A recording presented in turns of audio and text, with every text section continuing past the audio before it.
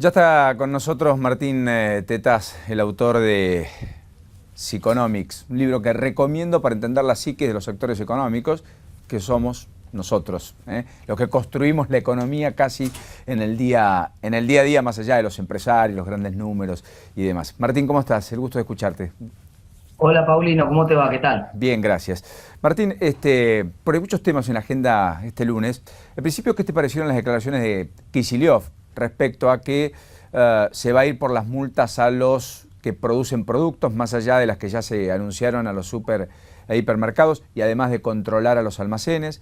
Esta definición de que algunos precios suben pero otros bajan, en particular los estacionales, intentando desmitificar la idea de que Argentina esté en un proceso inflacionario, porque no hay una alza generalizada de precios, e inclusive esta idea de que quitar subsidios no es política antiinflacionaria, dando a entender que no lo hacen porque están buscando la caja y bajar el gasto, sino porque quieren ser, en teoría y en todo caso, más éticos en la distribución del subsidio. ¿Qué capítulos te merecen estas definiciones?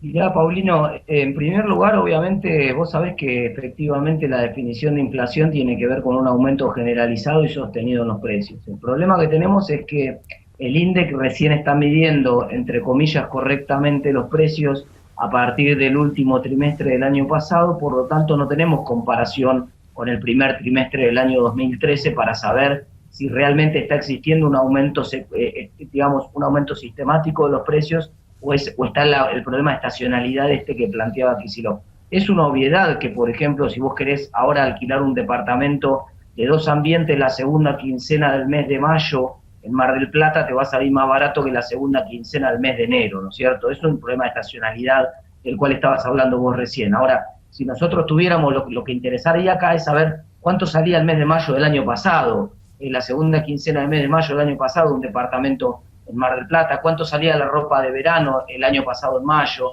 si todos los problemas de estacionalidad se resuelven comparando contra el mismo mes del año anterior. Lo que pasa es que esos datos todavía no los tenemos. Ahora, pensar en estos momentos que Argentina no está pasando por un problema inflacionario, a mí me preocupa no porque por la declaración en sí, que hasta la comprendo en cierto sentido porque es el ministro, espero que simplemente sea una cuestión de publicidad, de una cuestión de propaganda, de tratar de que la gente no crea que estamos en un fenómeno inflacionario, pero lo que me preocupa, Paulino, es que realmente se lo crean.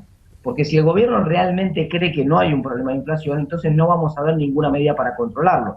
Si por el otro lado solamente cree que hay un problema de algunos empresarios, formadores de precios que están jugando a la ruleta rusa con los precios de la economía, me parece que tampoco vamos a resolver el problema porque vamos a ir de vuelta por el lado que nos corresponde, tratando de apagar el incendio con un bombero loco, ¿no? Entonces así, de esa manera, me parece que no.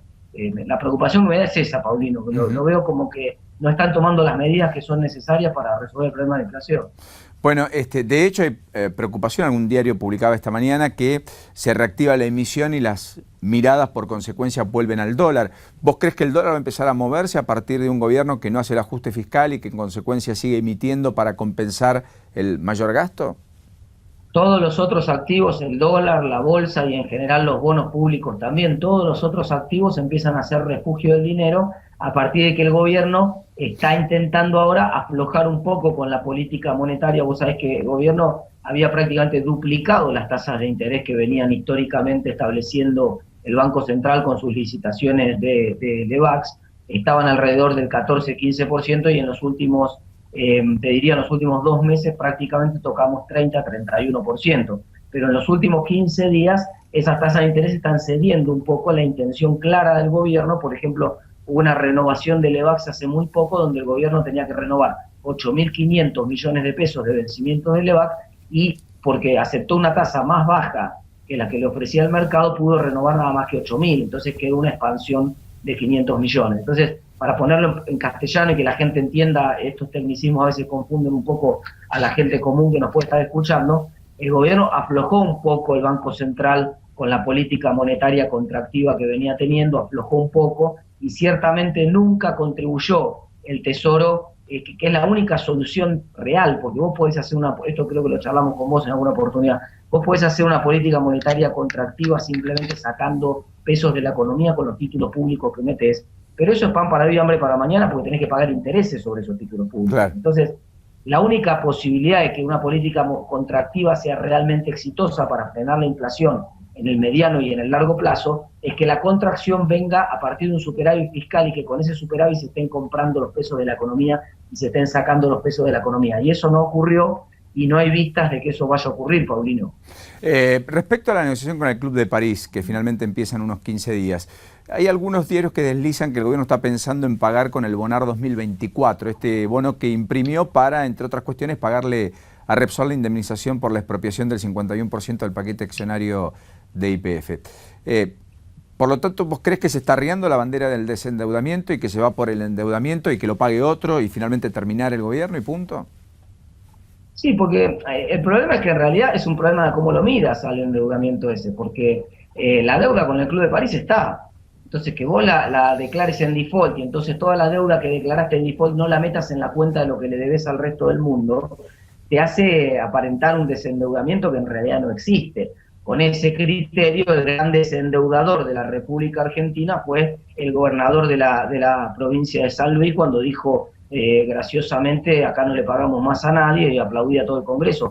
Ese fue el momento en el cual nos desendeudamos de un saque, porque ya dejamos de deberle la plata al resto de la gente. No, lo cierto es que la plata se la seguíamos debiendo, lo que pasa es que teníamos desvolteada buena parte de la deuda. Lo mismo pasa con no considerar la plata que se le debe a los fondos buitres. En la cuenta del desendeudamiento vos tenés que tomar en cuenta todos esos aspectos. Entonces, que ahora vos cambies un papelito por otro papelito no te cambia en lo más mínimo la situación de solvencia que vos tenés y la situación de deuda que tenés. Ahí no hay ninguna novedad.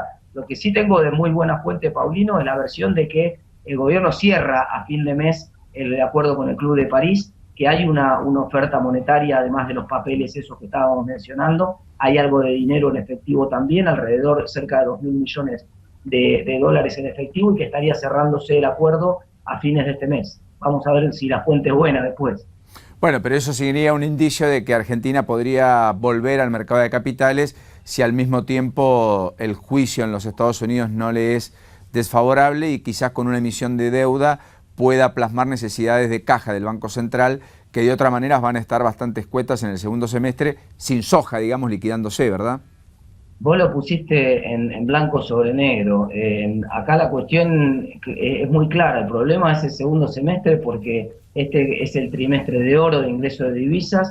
Se han recuperado las reservas, cosa que es importante porque el año pasado con el trimestre de oro de las divisas no se recuperaron. Así que no es un tema menor. Se están recuperando las reservas, pero claro, ¿qué va a pasar en el segundo semestre? Hay un problema de fondo muy importante. Mira, se acaban de conocer los datos el PBI ahora calculado, todas las cuentas nacionales con el año base 2004. Se publicaron los datos finales la semana pasada, pudimos ver toda la serie. Y uno mira datos notables, por ejemplo, desde el 2007 para acá, yo lo tengo anotado, mira, tengo el machete acá, Paulino. Del año 2007 para acá, las importaciones crecieron 43% y las exportaciones cayeron 2%, en términos reales, en términos de bienes, no en términos de precios. En términos de bienes, la cantidad de bienes que Argentina le compra al resto del mundo crecieron 43%. La cantidad de bienes que Argentina le vende al resto del mundo cayeron 2%. ¿Eso qué quiere decir? Que esto es inconsistente e insostenible.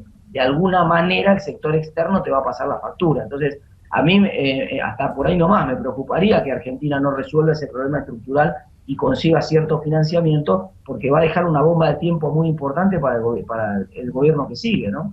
Hablando de eso, la agencia Moody's el viernes advirtió sobre los riesgos de la liquidez de las compañías argentinas y se conoció al mismo tiempo el viernes también en la bolsa el balance de las empresas eléctricas, las distribuidoras, Edenor y Edesur, que advirtieron de además que el sistema está al límite, pero digamos, Edesur perdió 1.117 millones de pesos en el primer trimestre, mientras que Edenor perdió 739 millones de pesos en un trimestre, digamos.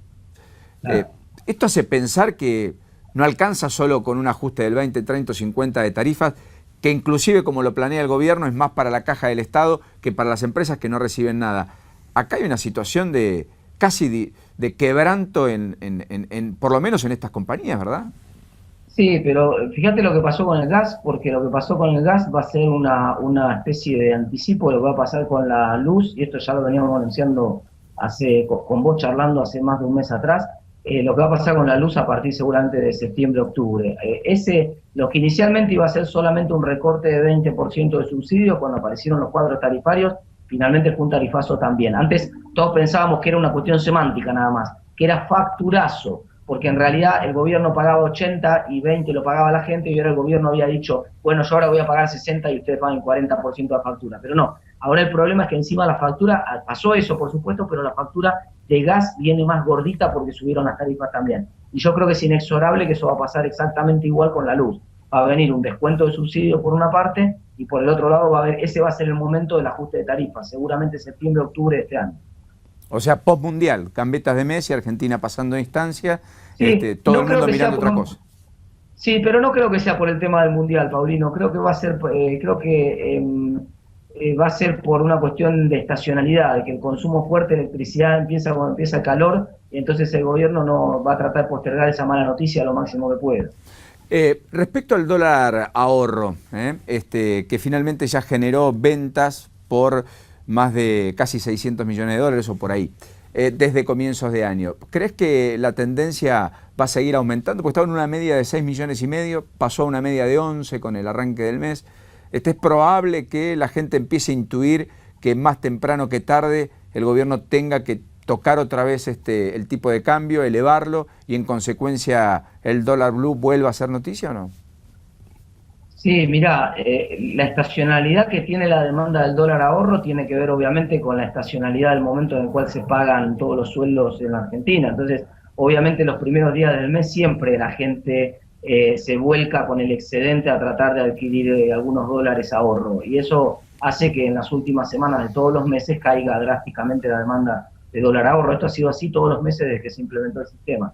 Ahí no va a haber ninguna diferencia. Ahora, respecto al dólar blue, obviamente sí, en la medida en que el gobierno empiece a relajar la política monetaria, la tasa de interés empiece a caer y deje de ser atractiva para captar los pesos de la economía, y al mismo tiempo empiece a mermar el ingreso de dólares que vienen de la cosecha, vos sabés que yo esto lo he dicho varias veces, el dólar blue es una apuesta a la sostenibilidad de la política cambiaria del gobierno, mejor dicho, a la insostenibilidad de la política cambiaria del gobierno. Entonces, en la medida en que sea más previsible para la gente que es insostenible ese dólar 801, 802, 803 que tiene hoy el dólar oficial del gobierno, en la medida que se perciba como insostenible ese valor, va a aumentar la apuesta en contra de ese valor, y entonces vamos a ver un dólar acerca de fin de año, un dólar paralelo que se va a disparar probablemente la brecha bastante más de lo que está en estos momentos, y eso obviamente va a aumentar la presión sobre el dólar ahorro, que ahora no es tan atractivo, porque con el 20% prácticamente te deja, y la comisión que te cobra el banco prácticamente te deja al borde de los 10 pesos,